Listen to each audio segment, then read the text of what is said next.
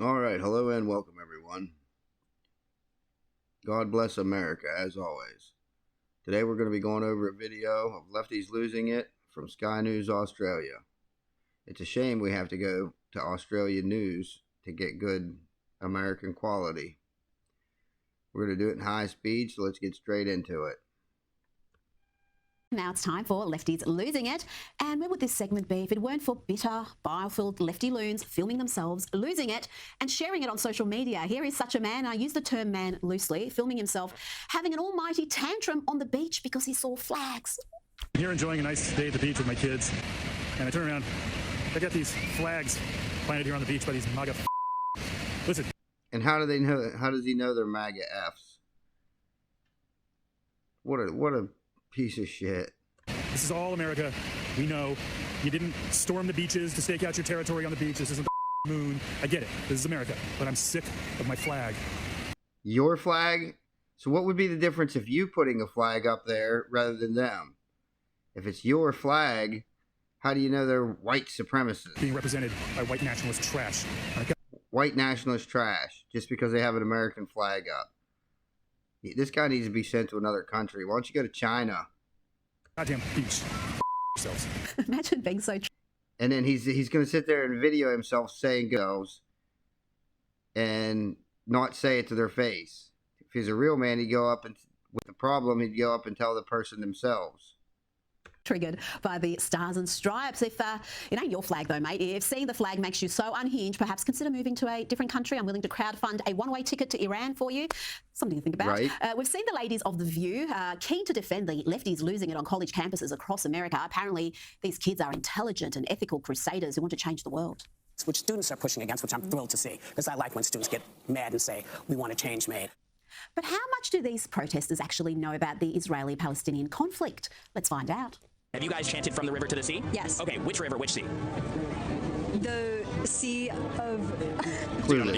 No. The answer was the Mediterranean and the Jordan. What does Hamas say their #1 goal is according to their charter? They just wanted to free Palestine. To murder all Jews around the world. How many years did Israel occupy Gaza? Late 1800s, the entire time? Since 48. It's actually under Egyptian control for the first 20 or so years, and then Israel actually left Gaza in 2006. Wait, they left? Wait, what? They left? Yeah, they did. Surely they can't all be this clueless, can they? Let's see if they can answer Zach Sage's next question. What is a Zionist? What is the definition of Zionist? Doesn't that mean you hate Palestinians, right? Jewish people who think that Judaism is the highest race. Zionism actually just means that you think Jews are entitled to having their own homelands to protect. And she said race. It's actually an ethnicity. Man, these kids are dumb. Themselves from another Holocaust. You don't even have to be Jewish. That makes you a Zionist. Okay. What does Intifada revolution mean? I don't know what that means. Oh, you've chanted it? Yeah. It's like a global call to murder Jews. Wow. Wow. Did you know you said that? No. Would you say it again? Probably not. How much have our foreign adversaries donated to American universities in the last decade? No idea. I couldn't give you a number on that. The answer was over $6 billion. How many Gazan refugees have the... So that right there just tells you that our enemies are donating to these colleges to make our kids stupid. You can't take a country over whatever the people are smart. Arab neighboring countries let in the last few months? 35,000? The answer was 0. Look, you asked an education major about students don't seem to know what they stand for. So wouldn't it be great if these expensive colleges actually taught them something? It would be great if colleges charging $50,000, $60,000, $70,000 tuition would occasionally teach their students something other than how to hate the West. Maybe then we wouldn't have the chickens for KFC phenomenon as exemplified by this next activist. Can you explain what you're wearing? Yeah, this is like this. Yeah, this is a Kia. This is Or what's the meaning behind what it is that you're wearing? Yeah, so this is a kiyafah. It's like kind of worn in a lot of more Middle Eastern cultures, and this one in particular is has a lot of significance in the sort of Palestinian resistance. Words. Wearing this to show solidarity with Palestine and Gaza right now. What exactly are the Palestinians resisting? Israel has been essentially colonizing Palestine for the past 70 years or so. And they're resisting colonialism, they're resisting imperialism, and they've been resisting a genocide that has been waged against them that has only intensified over the past 7 months, and they've been resisting this genocide for the past 70 years. Would you describe yourself as a progressive? Yeah. Do you think that They actually are just trying to protect their homeland because they were attacked by Hamas. at Gaza and the Palestinians share your values? It doesn't really matter what they share my values, because at the end of the day, they are being genocided. Are you aware that in Gaza, they behead or throw LGBT people off of buildings? No, they do not. Interview's done. Thank you. All right, just ask the question. No, they don't. Interview's done. Oh, dear. These people are almost beyond parody, but some comics find a way. Here is Matan Peretz mocking these nincompoops. People are very sensitive. I don't know, how can you judge on the Israeli-Palestinian conflict if you don't know your own gender? You know what I mean? Right? You know what I mean? Thank you. Why are people so upset? It used to be Palestine, now it's Israel. You trans, you should know that. You know what I mean? Just remove the you know what I mean? Now let's look at some lefties losing it over the commencement speech given by NFL player Harrison Butker. You see, the Chiefs kicker, who is Catholic, gave a commencement speech at a Catholic school saying Catholic things, and that saw this podcaster absolutely lose it. The kicker for the Kansas City Chiefs, who has got to be the most sexist, white supremacist I have ever seen in my life. Whoa, she just defamed him there wildly. You should probably sue. But they weren't done yet. Won't someone think of Taylor Swift? Hate him. It's unbelievable that at a time, this last football cycle, where all of these women are attracted to the NFL because of Taylor Swift. And here's this incredibly successful woman, Taylor Swift, that has this amazing work ethic. And then I forget that this type of person exists everywhere. And this is evangelical Christianity. What he said is so disrespectful to such a large... I bet you she didn't even listen to it. She's just going by what she heard. He literally said a lot of women will go on to lead great professions, but a lot of women will be happy to start a family. Portion of women, and it's so dismissive. I hope that he is canceled to hell and back, and I feel so sorry that his wife has to sleep with him. Oh, good Lord, that got real... I can already tell that she doesn't have a husband to sleep with, and she's just jealous. Weird, real quick. And here is another lefty lady losing it over Harrison Butker. She is a former Chiefs cheerleader who seems to think she speaks for all womankind. You know, we have several things in common. First and foremost, until a few months ago, we were both employed by the Kansas City Chiefs. So you were a cheerleader for the Kansas City Chiefs. So in other words, if it wasn't for Harris Butker and the Kansas City Chiefs men working, you wouldn't have a job. Your job was to sit around and cheer for men while they're doing their job and getting paid. That's what you got paid to do, honey. I cheered you on for 6 years straight. And with that, I would assume we went to the same PR training. Biggest takeaway is you now represent $1 billion organization. You are no longer just Harrison Butker. You are now Harrison Butker, who plays for the Kansas City Chiefs. And anything you say or do that doesn't align with that brand, scissoring just like the lesbians you hated in that video, will Wow, these people are so full of themselves. be grounds for termination. Oh gosh, it's a little bit annoying, isn't she? She acts like she's the one going to fire him. He's already got praise from the Kansas City Chiefs owner's wife, saying it was a great speech. And these ladies are going to lose it even more when they find out that Harrison Butker's jerseys have sold out in all the women's sizes. I guess there is only one thing left to do, ladies. Go into the woods and scream it all out.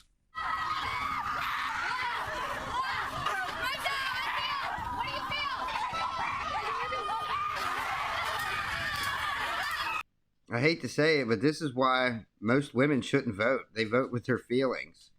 Like, you can't let your emotions deal with your real world. Like, you'll go crazy.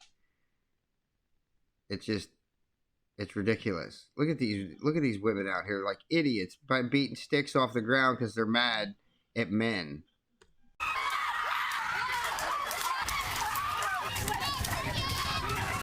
Like, these people can vote. Now, like, just imagine what their politics are. As dumb as they are, I'm sure.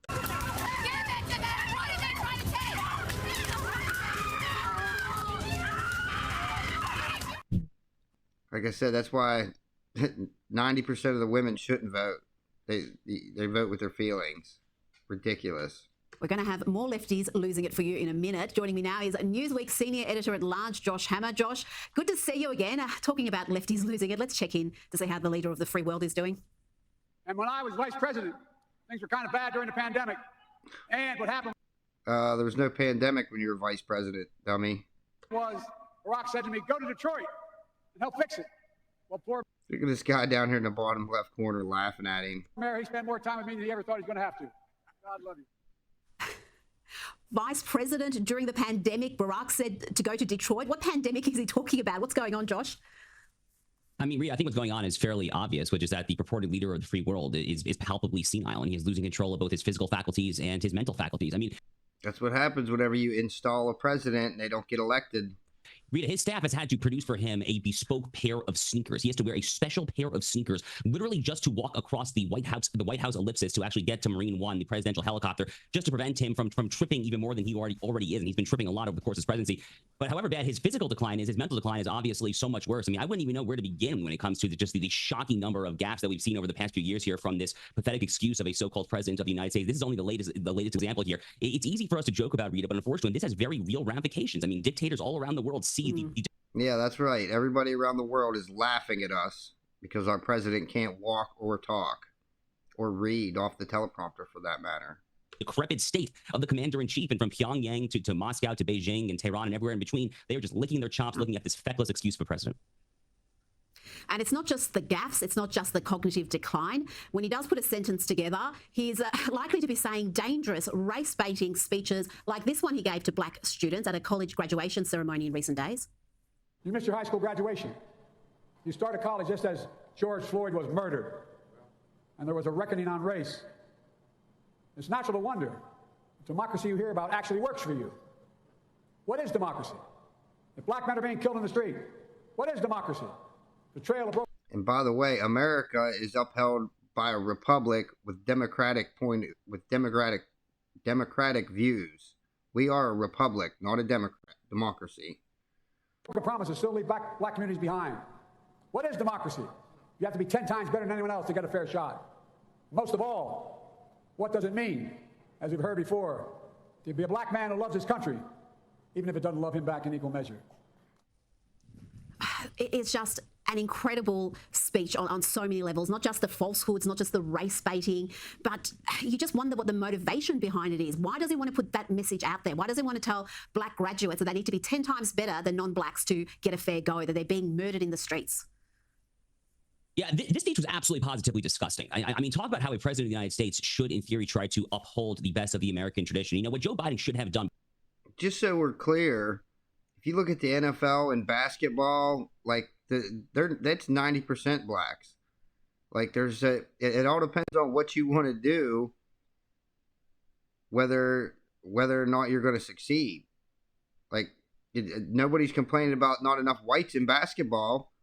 The blacks that dominate basketball. That's just a fact. You don't hear nobody saying, "Oh, there's not enough white. We need diversity in basketball, in the NBA." No, there's a whole. It's 95% African American, and nobody complains about it. But yet everything else where whites are dominant, because blacks don't want to do it, they're going to try and force it onto people. Put people in with this DEI, people that aren't qualified, they put them in there, and then they wonder why they can't do it.